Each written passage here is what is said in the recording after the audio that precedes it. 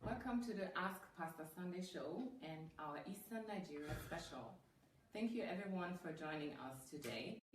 You know, today is a special day because some of you may know of the political situation in Eastern Nigeria, and Dr. Sandey has been writing a lot about it on his blog, SandeyAdelajablog.com, where you will see several articles on his thoughts on the Biafra situation.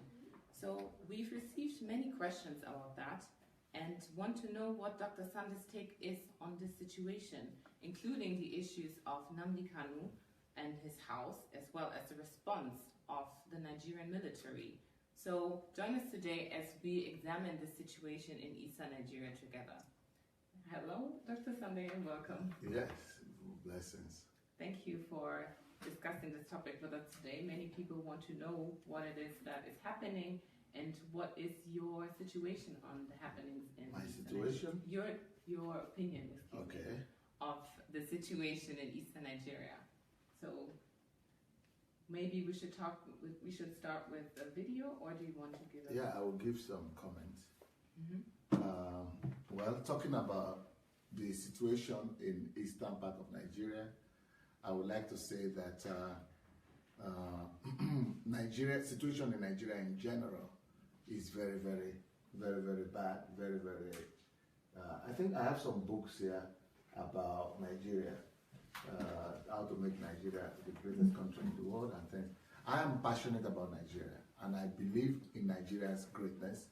I believe in Nigeria's future.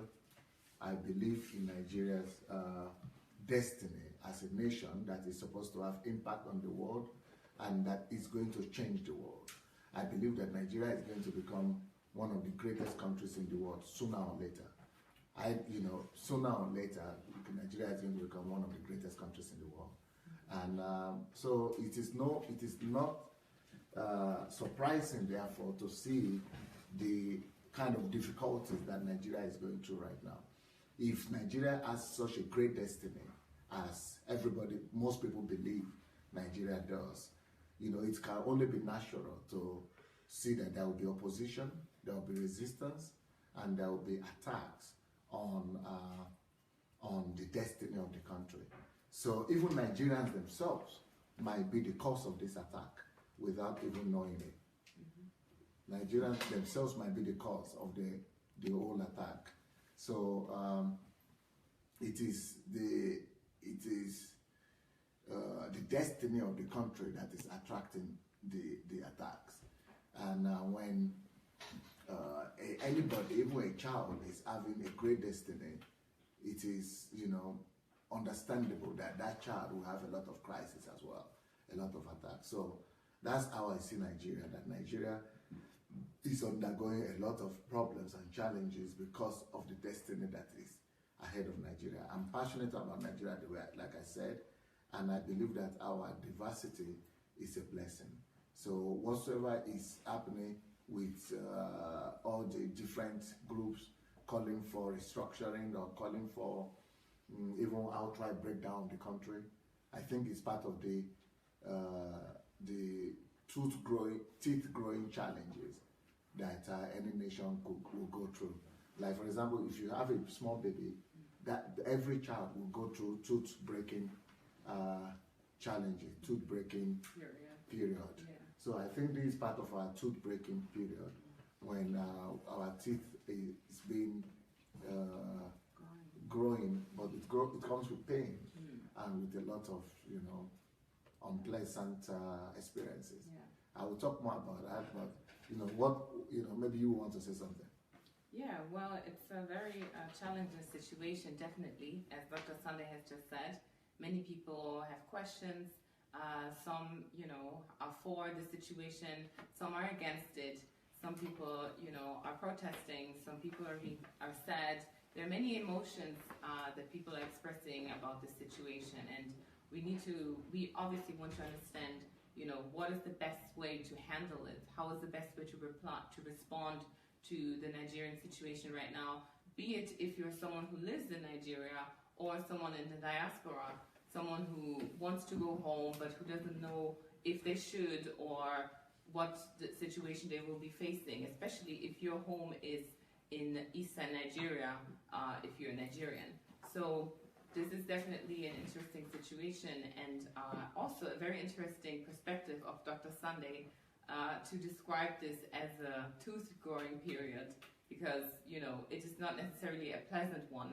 And but if you compare it to a tooth-growing period, obviously you can look forward to something greater, something positive that is going to come ahead, or that's going to be coming beyond the tooth-growing period. So it is a very questionable but also interesting and situation that we all look forward to how it's going to develop. So I want to say that the challenges that Nigeria has been having with our unity has been ongoing for some time now. It's not just a problem with the eastern part of Nigeria. In the beginning of Nigeria's independence, the greatest problem of unity was coming from the western part of Nigeria. Yes. The first national crisis that Nigeria had was in connection with the western part of Nigeria. After the independence, the West, it's not that they wanted to go out of the country, but there was a power tussle within the western people themselves. So the leader of the western region that time was Chief Obafemi Awolowo. He's very respected. He's almost like a cult of personality. So anything he says is taken very seriously. So what happened was that Obafemi Awolowo decided to go and run for the position of Prime Minister in the federal government, which is in this capital, to the national government. And he was thinking that he was going to win and become the national leader, because this was the first national collective government in Nigeria. So he wanted to rule over the whole of Nigeria. So, but he was the Prime Minister or Premier of Western Nigeria before the independence. So 4 years before that. And he was still there. So he relinquished his power, resigned as the Premier of Western Nigeria to contest in the national election. And then his vice, because his vice was the opposition leader in the national. So he brought him back. He said he should come back to become the premier in his place. So when that one became the premier, and he went to contest the federal election, he lost. Obafemi Awolowo lost the election in the national level. So when he lost the election over there, and this guy was now the premier in the central, I think he was still, even though he lost over there, and he's nobody now, and he's just opposition leader in the central. But over here, this guy has become the big guy, but he is the leader of the party. So he wanted to still keep on managing stuff and be talking and ruling in Western. And then the guy here, who they used to call him Akintola. Akintola was becoming a powerful man himself. So Akintola, but the main problem they have was that Akintola said, Akintola went by himself because he's now the premier of the Western Nigeria. So when they lost the election, the federal election, Akintola went and negotiated as the premier of Western region with the other party, with the Northern Party, that we are going to come into a coalition. When we lose, we'll come and form the government together, so that our leader, Awolowo, will become the leader, will become the prime minister. But Awolowo said, no, I don't want to negotiate, because this was before the election. If they lose, that is. So Awolowo said, no, we are going to win. If we don't win, we are not going to collaborate with the other people. So, but he didn't know that behind his back, because he's nobody. He's just the head of the party, but this guy has political position. So Akintola had gone to negotiate with Ahmadu Bello, and that West is going to be in coalition with them.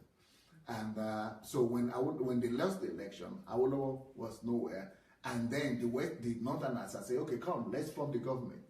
And then Awolowo said no. He said, no, why? No, we don't have an agreement like that. I said, no, your prime minister has an agreement with us. That made Awolowo very mad. And Awolowo wanted to remove him. And say, okay, you cannot do this. But he couldn't remove him because he said, this is an election.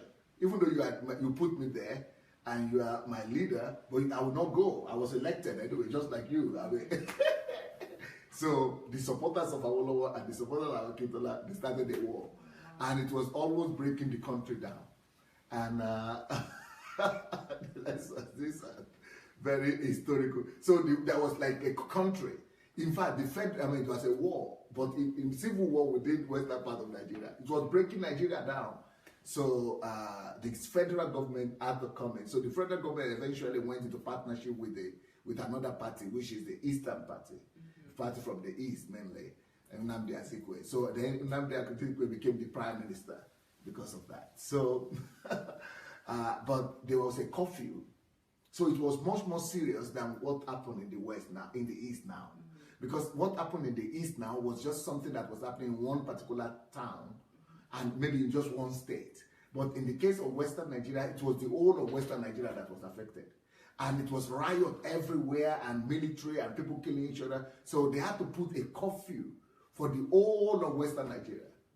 But here, there was even no curfew declared in Eastern Nigeria this time. And it was just for a week. The whole thing lasted for a week or less. But in the case of our Western Nigeria, it lasted for months. And then it even resulted in something worse. Because Awolowo himself was put in jail. And he was found guilty. That even though you are the head of the party, you cannot try to, this man now, by law, is the prime minister. You cannot try to remove him, even though you are his leader and you put him there. But by the law, by the paper, he is now the one in power. So they charge him of treason. And they put him and all the supporters in jail for 6 years or so. And this prime minister was there. And it was, even though morally, maybe he was at fault, but legally, they found Awolowo guilty. And so, but it was a curfew in Western Nigeria. What I'm saying is that this is not about ethnicity. People who don't know history could be saying that, oh, the Igbos are not loved. And this is just because they are the Igbos, that's why they were being attacked, or that's why this happened. But really, a worse thing that happened in the West. In this particular situation with the East, maybe how many people died now? Maybe a few people. Maybe less than 10 people. But there in the West that time, there were hundreds of people who died. Now, later on, the second crisis in Nigeria, after that one settled down, the crisis in the West, was in the East, which was now the Biafra War. And that's another long story. But that, of course, that was much more devastating. Over 1 million people died and everything. It was a full-fledged war, civil war in Nigeria.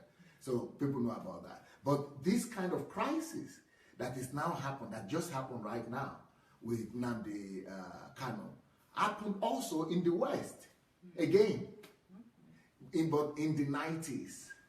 You know, there was a candidate, a very popular business mogul from Nigeria, but he happens to be from the western part of Nigeria, and he contested also election for the federal Nigeria election to become the president of Nigeria. So this was moving from military to civilian government. And this business mogul was called Abiola, or the MKO Abiola, Chief MKO Abiola. So this Chief MKO Abiola, actually everybody knew that he won the election. He won the election everywhere in Nigeria. He won the election in the West, in the East, in the South, in the North even. He won the election even in the city, in the town of the opposition. He won the election everywhere. I mean, it was like 90% for him, 90-something% for him. So, but the military guys who are mainly from the northern part of Nigeria, they refused to give the power to him. They didn't hand over the power to somebody who won 90% of the election.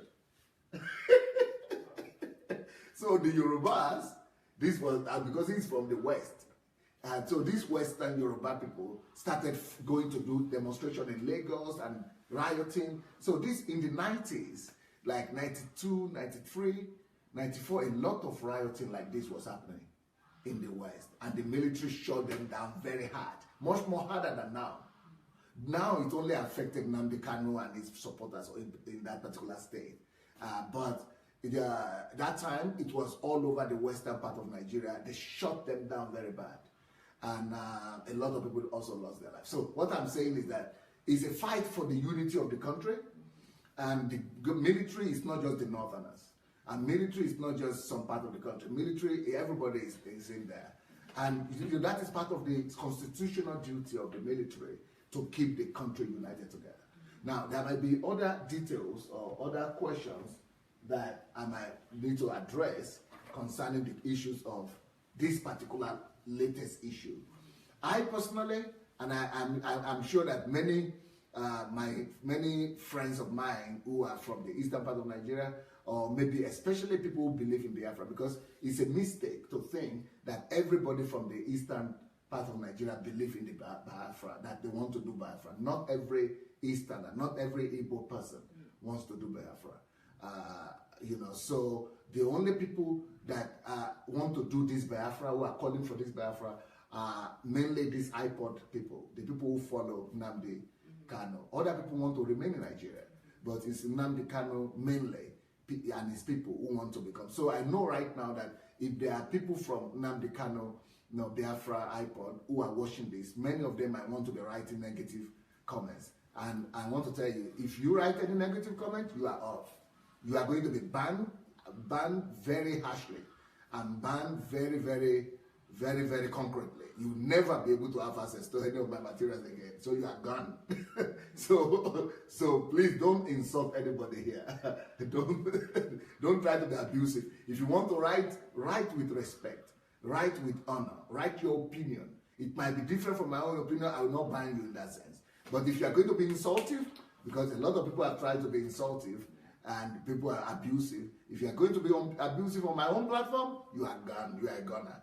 So don't do that, please. Now concerning this particular incident that we just had in the eastern part of Nigeria, I want to first of all say that, you know what, our people, not just Eastern Nigerians, but our people in general, all Nigerians, they are experiencing a lot of pain right now. A lot of pain due to the economy of the country. A lot of sorrow, a lot of disappointment and disillusionment because of the political elite have failed us. I personally believe that all of us only have one enemy, the political elite that is not leading the country anywhere. That is the main enemy we have. But, the Bible says we don't fight against flesh and blood. So I will also not even call them enemies. I think they are just ignorant people. They just don't know what to do. I think it's dangerous to begin to call people, a particular set of people, our enemy. So if we are going to be saying Northerners are our enemies, that is a dangerous thing. Then you are going to be creating conflict and strife. So even if we are going to say the political elite are our enemies, I know they have failed us, yes. But if we are going to be seeing them as enemy, then it's creating another situation for crisis and for revolution, because you are going to be hating them and soon somebody is going to be attacking them. So we don't want that kind of personalization of problems. So the way I will approach this is to say, yes, the political elite have failed us and they have been our biggest problem. But we shouldn't just see them as our problem. Personally, if you look at my book, this particular book that I wrote, Nigeria and the Leadership Question, I addressed the question there that our biggest problem really is not even the elite and it's not the leadership alone. Our biggest problem is, our biggest problem is the value system that we have. We all of us, Igbos, Yorubas, Hausas, all of us have very, they have corrupted our value systems. We have challenged with our value systems. And I think that is our problem. We have problem with our values, and that problem has to be addressed. And it is out of that problem that all other problems are coming from. Corruption is coming from there. The failure of the political elite is coming from there. And the restructuring or the call for division of the country is coming from there. It is just because, we have failed in our values and we have lost our values. We are a nation without values. And a nation without values is a nation without destiny, without a future. And that's very interesting that you say that, Dr. Sandey, because the question some people may have is, who's responsible for that? Who's responsible to teach us the right values? Are we, as parents, the ones, is the political elite, the people who are supposed to teach us those values, or you know, how are we supposed to get to that knowledge of the values that we need to have a stable country? Beautiful, good question. Now, that problem is a problem of leadership. Value system is supposed to emanate from leaders, but not just political leaders. Value system is supposed to emanate from leaders. First of all, the first leadership you've come across in your life is your family leadership. So the values come from families. So our parents, as our leaders, are responsible for, you know, bringing up children with the right values. And we have to face it that we as parents have failed in that sense. Then the second level of leadership we all come across is the school system. And they are supposed to also use the school system to bring the right value system out and to bring us up in the right values. But even that, our school system also have failed in inculcating the right value system in us. So that's second failure. Then the government of the leadership of the political leadership of the country is supposed to also be able to give us values and be able to, you know, propagate and inculcate the right values in us. But we have also failed in that sense as well. So and then the media is another area where, from another place where people get their values from. And, you know, the media and the entertainment, the Nollywood industry, the film industry in Nigeria have totally failed us also. So it's all generic failure. It's a general failure of all of us. Okay. So looking at the situation right now, we have prepared some videos here for everyone to look and see what it is that we are talking about and what is being discussed also in the nation about Nigeria's situation, and keeping in mind what we have just discussed about values and the history of such uproars in Nigeria. I think it would be good to look at the videos and maybe... Yes, what I would like to say is that my own position about this latest iPod agitation is that because of the gullibility of our people and because of the pain that our people are going through, I feel that people like iPod just are taking advantage of the pain and of the obvious problems that Igbo people are having in Nigeria. And not just the problem that the Igbo people are having, but that all Nigerians are having. Poverty, a lack of opportunities, you know, lack of future for people. So all those things are what some people try to jump on the bandwagon to exploit for their own good. And some people have said that this Nnamdi Kanu is being sponsored by some political opposition of this present government. I don't know of that. I don't have factors of that. But what I do know is that even Nnamdi Kanu himself is the guy. You know, just as recently as 2014. Was it? No, 2007 or so. As recently as 2007, 2014. We have a video somewhere there. As recently as 2014. But I'm going to find that video. When was 2014? Yeah, 2014. As recently as 2014, he was still campaigning for one Nigeria. We have a video of this guy, who is the head of the iPod, demonstrating in the streets of London, calling for change in one Nigeria. He was supporting, I think, what do they call it? You have it? Julia said, okay. So we could show that video that he was actually for one Nigeria just as recently as 3 years ago. So which means that something changed. So is something changed? So he originally is not against one Nigeria, and he's not really a campaigner for Biafra. Something either it's true that some people are using him, or it is just the fact that he got disillusioned in Nigeria as well. Maybe he also got disappointed that things are not happening. So that's why people. So iPod. Okay, iPod. Yes, I said iPod. Yeah. You have the video? Yes, I think it was just sent to Yeah, me. can you just try to use that first? Because while we are going to show that video, I want to say that, but still, I believe in the great destiny of Nigeria. And I want to talk about the latest books that I wrote in that sense. how the Nigerian economy can overtake the American economy. You know, it's like a fantasy, but this is how much I believe in the greatness of Nigeria, that Nigeria economy can actually overtake the American economy. The other book I have here about that, about my faith in the greatness of Nigeria, is How to Make Nigeria the Greatest Country in the World. You see, how to make Nigeria the greatest country in the world. So I believe that Nigeria actually could become the greatest country in the world, and it, you know, and we can actually overcome American economy. So if you see this video, can you play the video? You will see that even Victor, I mean, what's it called? Even Nnamdi Kanu, it's not really, was just for Nigeria. This was just 2014. It's very recent, 3 years ago. Can you put it on?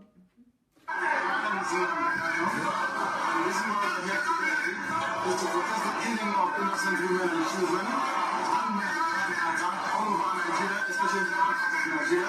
We are not happy, we are not pleased with what is happening, and that is why we are here today. As you can see, there are a lot of Nigerians who are protesting about the killing of families, people who are determined to tear the family apart permanently. It is not something that we follow. It is not something that we would like to see continue. And we are here today to send a clear message to the European government, to the High Commissioner, that what is happening in the country is unacceptable and we cannot accept it. If that continues, it will lead to the violent disposition of the country. There will be no more Nigeria for anyone to go to. There will be no Nigeria for anyone to respect it. In fact, what is happening in Somalia today will be like a tea. So we cannot allow this nonsense to continue. Something has to be done. And the consequences of... Stop. So he is saying the government has to do something so that we'll have one Nigeria. So that there will be no, the situation in Somalia will not happen in Nigeria. So he was once an advocate for one Nigeria. That's why I believe that he's an opportunist.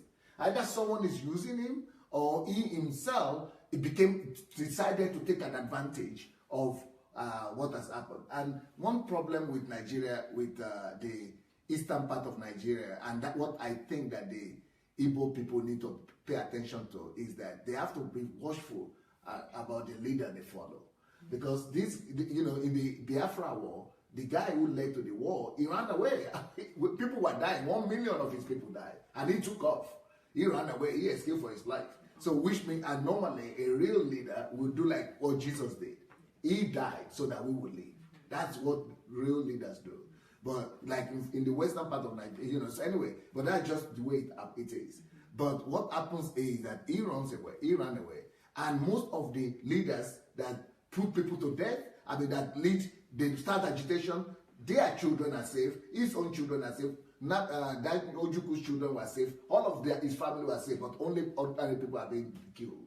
And this time also, he ran away. This guy disappeared now.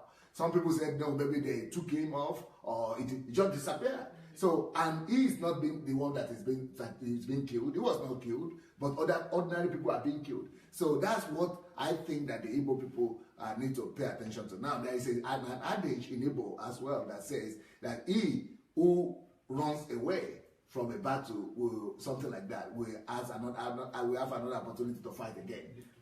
He will live to fight another day. But, you know, the other guy didn't come back to fight. He died. And when he came back, he was fighting for one Nigeria, that is Ojuku. And then, you know, this guy, but other people who have died. 1 million people have died. You know, so, you know, if, you know, we want to see the kind of leaders we want to follow. It's not that adage. I don't subscribe to that adage when it comes to leaders.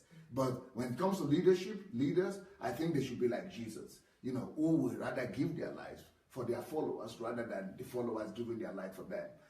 So I think that is one thing. And that, for me, shows an opportunist leader. It shows that these people who are, you know, putting other people in danger of their lives, that they themselves, they don't want to die. They love life. But the other people's children are dying. And I think that's one thing we have to consider. So, but let's see what led to this particular crisis in eastern Nigeria. I will say that the Nigerian government and the Nigerian army was strong-handed.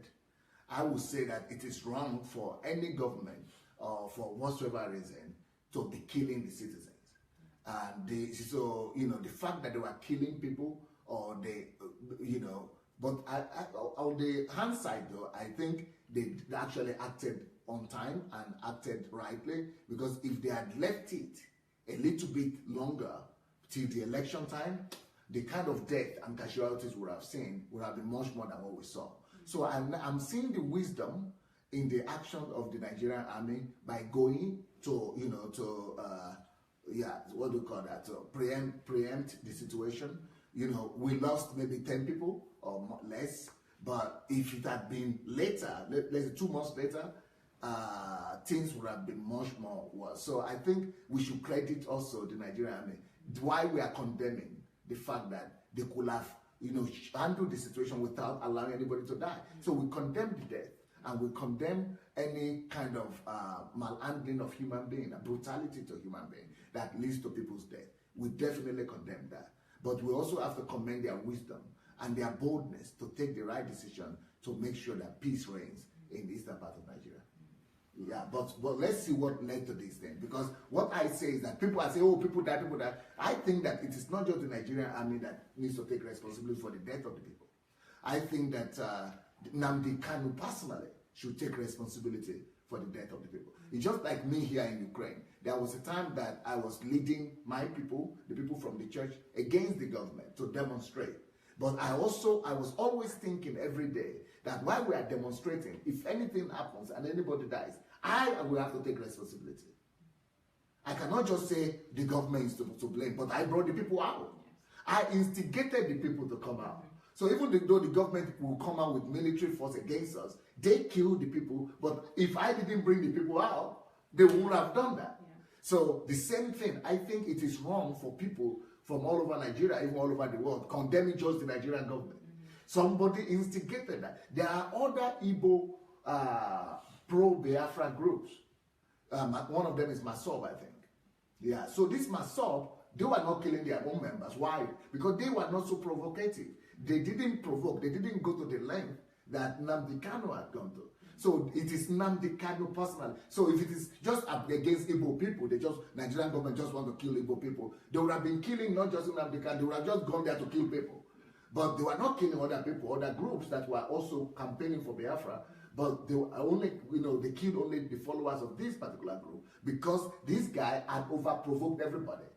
And he didn't just provoke the military or the government, he provoked me too as a Nigerian. He provoked every Nigerian with his utterances. So, and another thing that I want to tell the Igbo and Nigerians to pay attention to is that when this guy was talking all the rubbish he was talking, when he was provoking, it was clear that he was going to lead to violence. And none of those people who are condemning now, who are crying foul now, were talking that time. They were not talking. But I can say I am one of the few people that raised my voice, and I said, and I predicted it, that this is exactly what was going to lead to. That if the elite of the Igbos don't condemn this guy now, if they don't stop him now, it will lead to a situation whereby even ordinary Nigerians will be killing every other Igbo people they see all over. Because they will be saying, you are calling us zoo, you are calling us monkey and things like that. Okay, let me treat you how monkeys and donkeys and lions treat the people. So, because he's insulting all Nigerians, he's insulting other parts of Nigeria. And these are other parts of Nigeria where your people are dwelling as their neighbors. They have accepted your people as their neighbors. It goes back to the value system. Sorry? It goes back to the value system. It's about value system, you say. Yeah. It's all as a result of lack of value systems. But, maybe we could see what the guy is saying here. From the mechanism towards actualizing your dream. That's my dream. Thank you very much. The mission of Radio Biafra is a very simple one, to get to Biafra by every means necessary and possible. By every means, including war, including violence. Dear Lord in heaven. You see what he's saying? He is calling for violence. Now, we have a situation in Catalonia recently, in Spain. They didn't call for violence, they didn't call for war. He's mentioning war, including war. All means necessary, including war. That he is going to get the independence for Biafra through war. That is enough by itself in any country in the world for him to be incarcerated. That is treason already. It's instigating people for treason and for war. So, and in Catalonia, what we just have happened, I mean, they brutalize people almost more than Nigeria police brutalizes people. But besides that, but they just went there to vote. They just voted in Catalonia now, but it's not by war. But, and if it is happening, if that kind of brutality happens in Nigeria, they will say, oh, wow, Nigerian government. But it is everywhere. Look at the English government. The English government, too, see the way they treated Northern Ireland. Is it Northern Ireland? Yeah. Northern Ireland. I mean, for 40 years, 50 years now, Northern Ireland freedom fighters have been trying, but because they are using violence, military government and military, British military has been classing them down for years. And, and any country you go to, anywhere anybody wants to use violence to bring about a change, they are a goner. Even like Catalonia, where they are not even trying to use violence, they still call them down. Because it is not easy to get independence. The way to get independence from any country is strategic and political.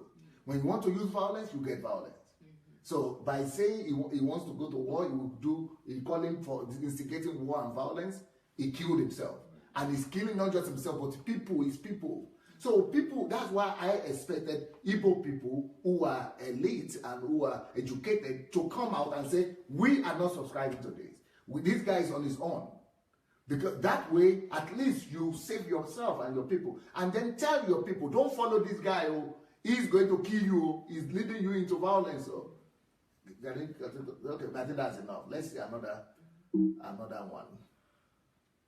And I must say, let's go. No, there was another guy, an Igbo guy, that actually came out to speak, about this. That actually warned the people that this guy. So they were condemning. If you see the comment that is written against him, everybody from IPOB came to condemn this guy. But this guy, at least, is gone into record that at least he spoke the truth. He warned the people that this guy is leading everybody to violence and is going to lead people to death. But not too many people came out like that. Can we see what to say? Okay, let's go. This message is for Mr. Nnamdi Kanu, the head of IPOB. This is particularly, I think, the parent organization that oversees the actualization for the Republic of Biafra. And it's a secessionist movement, let's make that clear, because that will help us to do the analysis that we're about to do. I hope this message gets to Mr. Nnamdi Kanu, and I hope this message gets to most of the people who are agitating for Biafra, that we are right now going into a very crucial moment in the agitation for this republic. And this crucial moment is that there are two sides to it. It's either that Biafra is going to happen or Biafra is not going to happen. Depending upon which side of the analysis you're on, it's crucial now at this point, and it looks more like it may not happen if people don't face reality.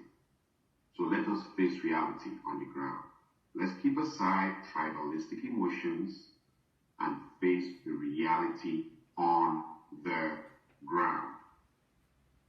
I'm going to start from the middle of the story. Mr. Nnamdi Kanu was interviewed.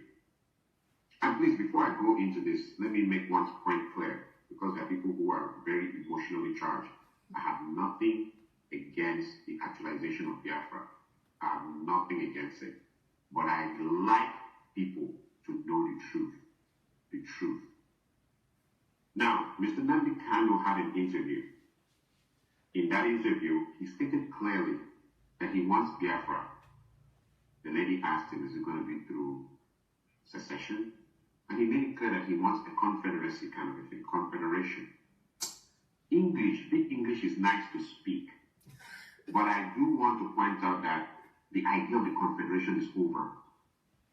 The bill that could have led to the confederations being created was defeated in the Senate.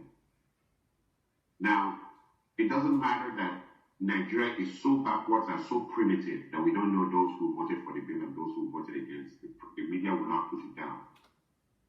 But I can bet Mr. Nnamdi Kanu that a lot of his counterparts in the Senate, his own Igbo brothers and sisters who are in the Senate, may have voted against the bill. They may have voted against the bill. So what does this mean? It means that the idea of the confederation that you're trying to create is over. What's the next move? Well, you have the next move, which you are stating very clearly, that elections will not hold in the Igbo states. I want you to know that that is a direct confrontation with the federal government of Nigeria. With the defeat of this bill, elections will hold whether you like it or not. Now, people, this is where I want you to advise your people and tell them, because there are too many mixed signals. People are saying, they say we shall boycott elections. Others are saying there will be no elections. Stand clear. Stand clear. Do not be comfortable wearing that chieftaincy and holding that fan and doing whatever you do in confusion. Tell the people clearly, are they to boycott the elections or are they going to disrupt the elections? If they disrupt the elections, it will be the beginning of armed conflict in Nigeria. I can promise you that. Tell the people the truth, that they will not disrupt the elections and things will just remain calm. You see, this one honest guy, and he's not the only one that came out. Many people came out like that. But the voices of silence was majority. Majority of the Igbo brothers and sisters were just silent. And many of them were afraid of the backlash from the IPOP people. But people like this, even though he had a lot of backlash, but at least he's gone into record book that he won his people. So now, people who didn't speak, they don't have the moral right now to be condemning the Nigerian government. But after that other video that we saw, when he said he's going to war to get the Nigerian government didn't do anything. So we should commend also the patience of the Nigerian government. Let's see other videos. You will see that there are other videos where Nnamdi Kanu provoked the federal government of an independent state, gave more provocation, not another one. More provocation, did worse things. Another one. That was the one with the military. Yeah, this one. Let's show this one. He went and formed a military group, an armed group, and call it his defense corps. You cannot do that without a license. Even if you're a security group, you want to form a security firm, you need a license. You need approval. To carry arms, you need approval in any country. Even in America where it is legal to carry arms, you still need license for those arms to carry. But to form a military group just by yourself, you are not in a banana republic. But let's see what he's doing.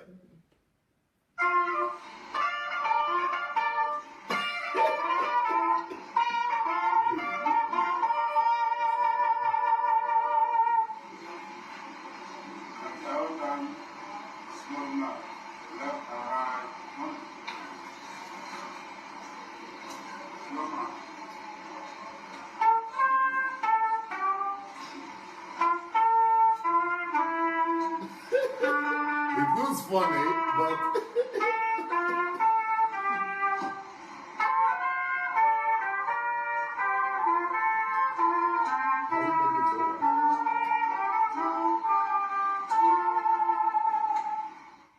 as funny as this looks, but the problem is that he's putting his people to danger. You cannot do this in any country and not expect the state to respond. The military will respond to clap you down. And then you escaped, who will be held responsible? Who will die? Your people are the one who will die. So you are putting your people in danger. And then, they don't deny that they formed this military group to fight Nigeria. There are other interviews that we have here where he is saying that. And then all the people in the military also here saying they are ready to confront the federal government, that the federal government should come. That they are ready to confront them. They will never do anything. They can't do anything. Let's see what is happening here. So this guy has provoked the federal government.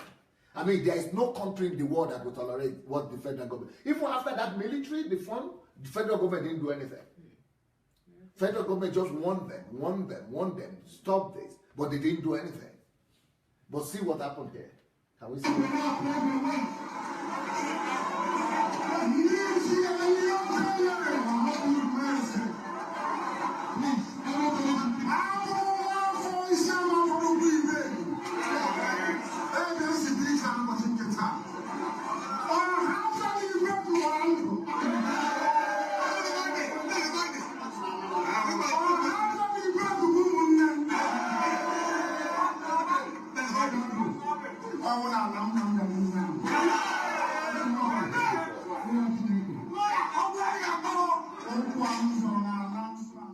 You see, it's like he's suffering from magnemonia, whatever they call that. Yeah, magnemonia. You know, he's not suffering from magnemonia. He wants to look like a big guy. He wants to be worshipped. And people were actually worshipping him. People were worshipping him. People were bowing down to him. People were, you know, I mean, he enjoyed that status. And it was, geez, that's what I call opportunist. He's just, as you know, using the pain of the people, taking advantage of that, and to rise on that pain of the people. And but what happened later on after this whole thing is that the military came somewhere there, and his people were attacking the military. They were pushing back, not the military, the police. They were pushing back the police, attacking them, throwing them stones, you know, pushing the policemen away, and the police didn't do anything. And so the provocation has been a lot. I mean, this is a long video, we could say it, but let's see other videos where I was talking. Oh no, this is not where they were pushing the police. They have another one where they were pushing the police everywhere. Okay. So what is this one saying? No, that's not that one with the lady. Yeah.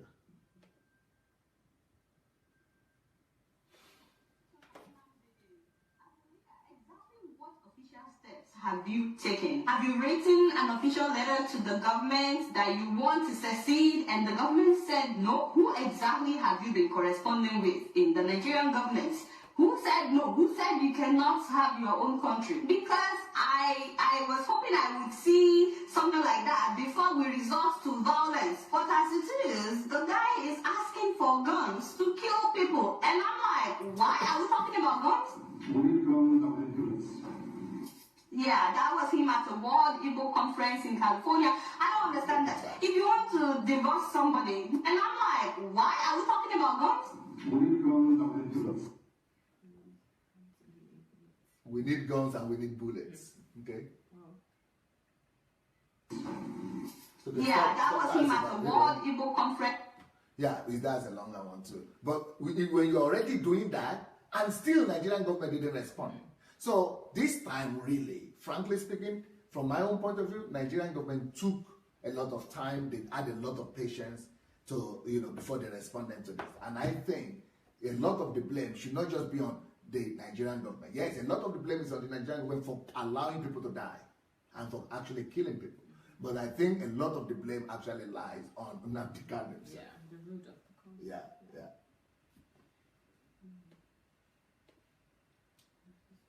Okay.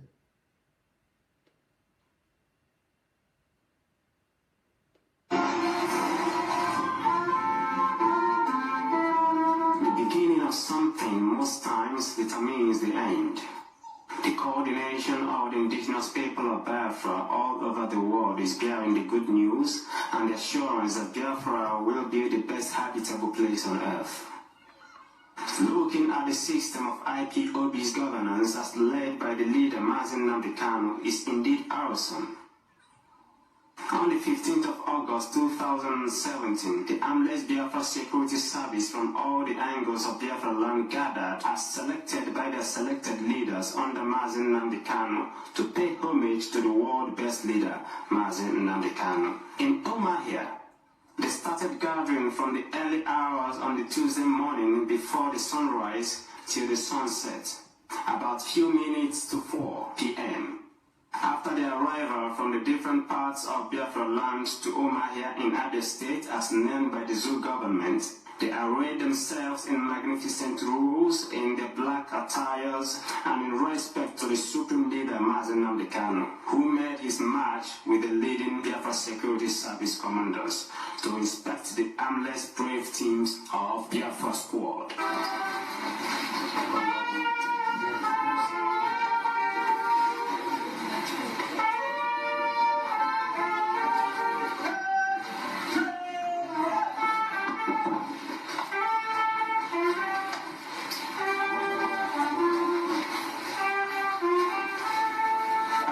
parade, the leader Mazen Nambikano sat together with some of the leaders to encourage them to solely trust and have confidence in Chukwuki Kabiama, the Supreme God who only will restore Biafra to us. For he is our arm, so there should be no fear, for the sole duty is nothing but to see that Biafra is restored in a well-civilized way, except when the only option is otherwise.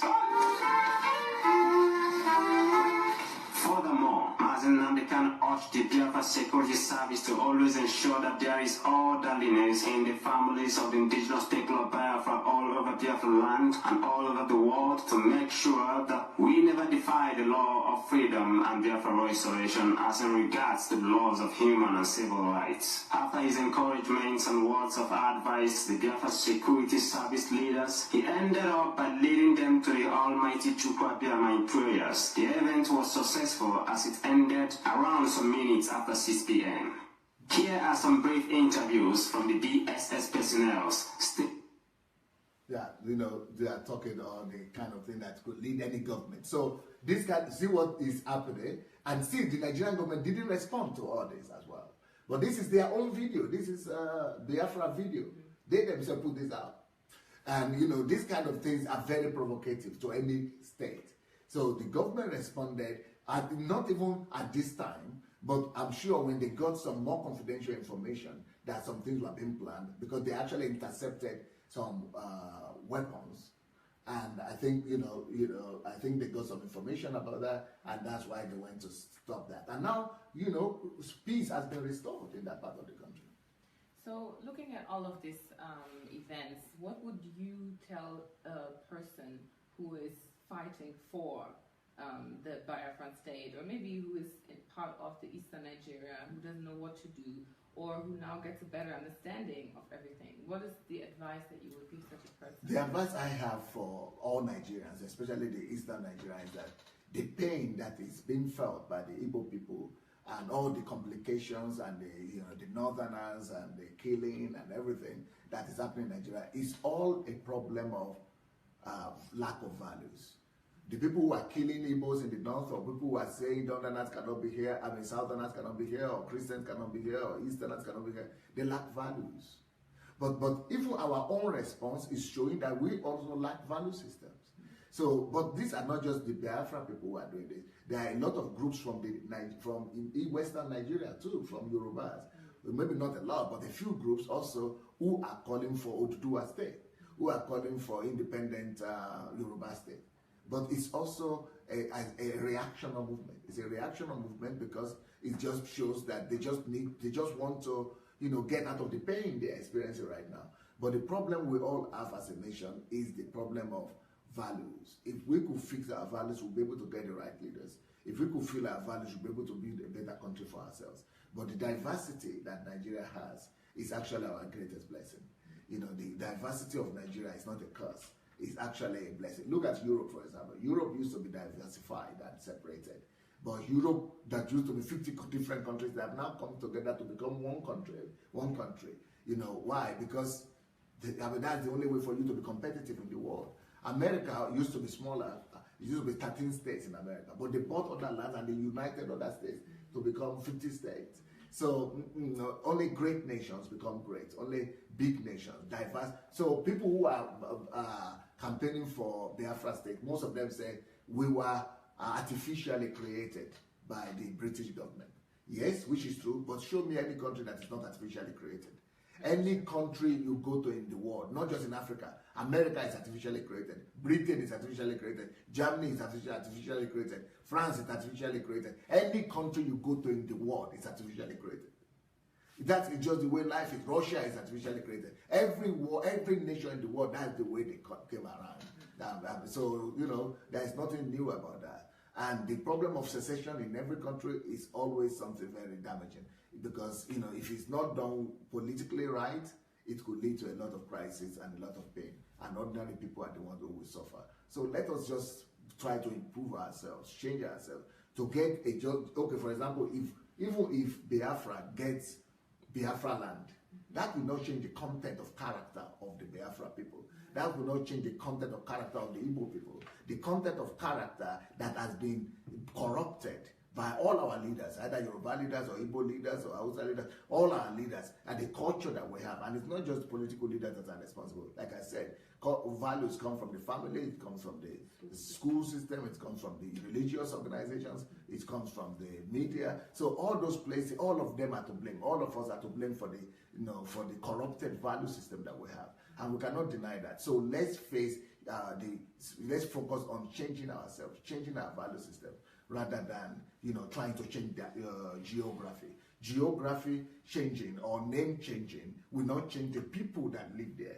And as long as those people have not changed, their character has not changed, the same problem, the same crisis will come up, even in that smaller state that's going to be called Biafra or anything. They will still be having the same problem that they were having in Adelaja, Nigeria, only even worse. Because other people, when you are living together with other people, they bring some positive to you too. It's not just you. But when you are by yourself alone, it creates more problem for you. Wow. That's very, very, very, very right. That's why I wrote a book, The Problem, what do you call that? The Danger of Monoculturalism. Yeah, there's another book I wrote that's called The Danger of Monoculturalism. And, that book explains it, why diversity is the best option. The whole world is going diversified now. And God created all of us diversity. We're all one family. We're all creation of God and children of God. So you're all interdependent. Yeah, we're all interdependent. Yeah.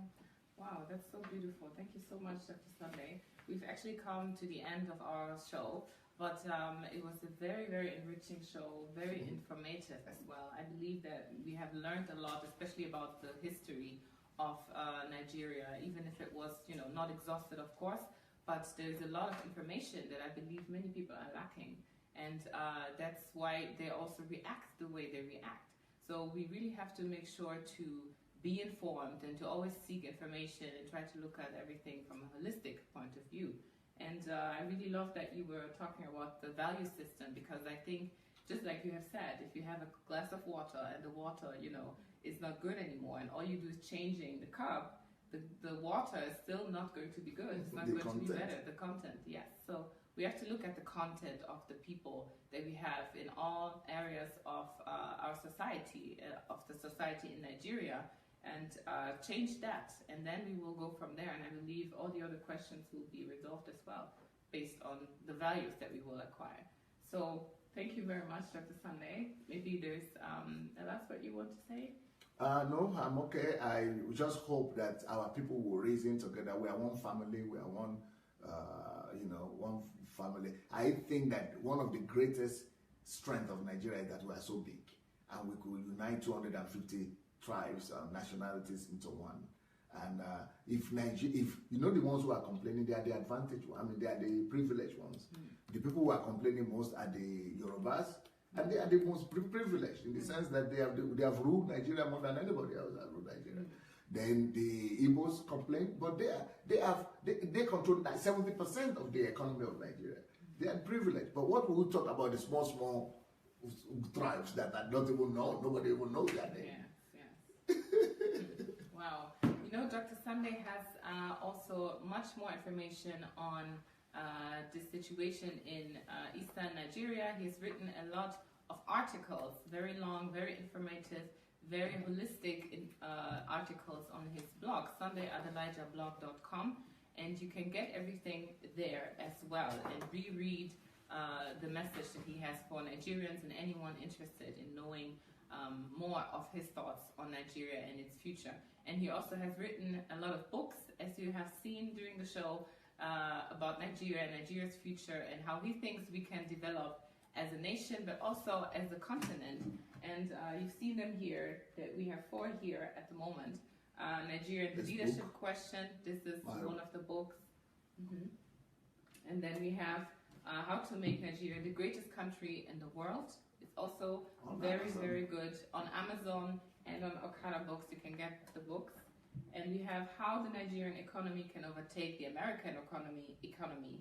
And you definitely want to read that because, considering that America is one of the greatest economies in the world, and how Nigeria can overtake it is almost unthinkable. So you want to read that for sure. Then we have Only God Can Save Nigeria, What a Myth, which is quite challenging maybe for many Nigerians, especially because Nigeria is a very religious country.